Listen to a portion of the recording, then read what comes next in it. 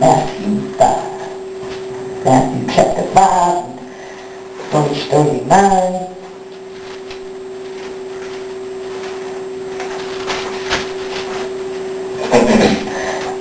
And I was looking at this and I was thinking about it. A lot of times we do a lot of things,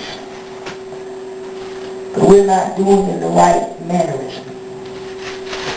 We're operating and we're playing the drums and playing the keyboard. We're fighting battles, but we're not in the right equipment. You know, we can feel it. You can always tell. I know myself, I can always tell when the Spirit of God has taken over, because I start playing things I never played before. And then I try to go back and figure out what that was, and I never can figure out what that was, what I did. I start speaking things that I never thought there was in me to speak. When the Spirit takes over, it's a different feeling. It's not what we feel as humans, because the human part of me is tired. But the spiritual part of me says, let's go, let's get in, let's go, let's fight. Matthew 5 and 39, and it says, but I say unto you that ye resist not evil, but whosoever shall smite thee on thy right cheek, turn to him the other also. This morning God is saying for us to turn the other cheek. I'm preaching what you're talking about, turn the other cheek. Well, he said that you've been trying to fight some battles, but you've been fighting with the wrong face. Help me, Lord. God's saying we need to put on our spiritual face. Oftentimes when you see this scripture, people say, well, if someone comes into you and slaps you, you ought to turn the other cheek and, let them slap you again, or let them,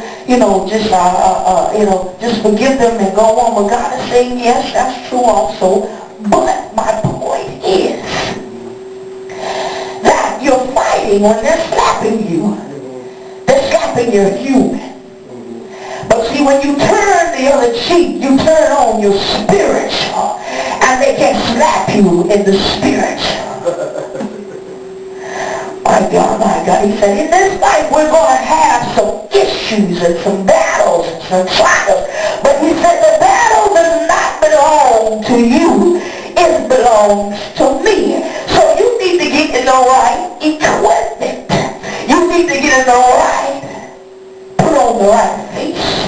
And that's the Spirit of God. Ephesians 6 and 12 says, but we wrestle not against flesh and blood, but against principalities. That lets me know that I don't fight with my hands. I can't fight this battle with my feet. I can't fight this battle with a sword, but I need to get in the spiritual. I need to get some power from God. I need to fight with my spiritual face on. Yeah. He says you're fighting with the wrong armor. Let's look at Ephesians 6 and 12. Fighting with the wrong armor. I said, my God. Fighting with the wrong armor, God. The wrong face on. Some of these trials and tribulations and going through it seem like I'm not making any progress, making any effort. God is saying, what face do you have on? Are you trying to fight this? You're human? Are you trying to go in and cut some butt? Or are you sending the word? Are you sending the power? Are you sending the Spirit of God upon them?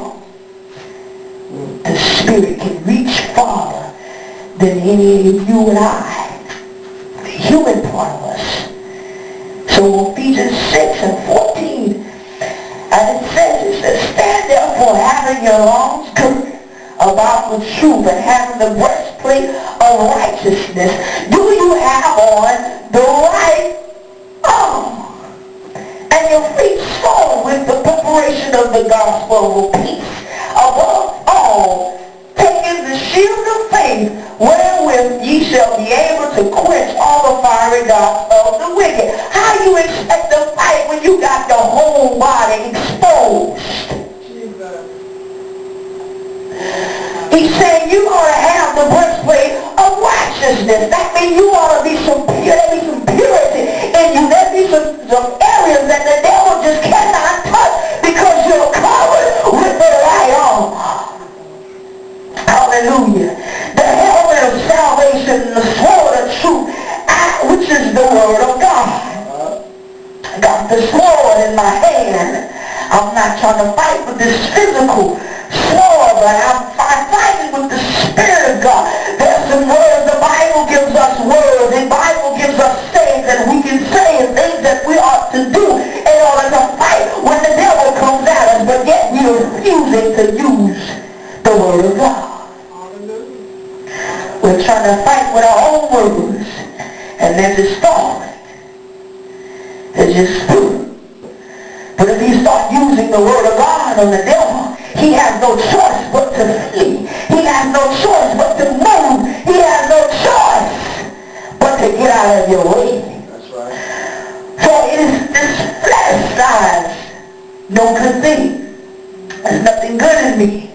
But when I get in the spiritual, when I put on my spiritual face, he said, I will mess up in my human side. My human side wants to fight and hurt some people when they get on my nerve. My human side wants to tear some people off. But if I put the word on them, my God, he'll get them further than I can get them. I got to put the right on. For in the Spirit of God, I can do the impossible. In the Spirit of God, I can do the unthinkable. But in the human, I wither away. But in the Spirit of God is where I have the most power. My power comes from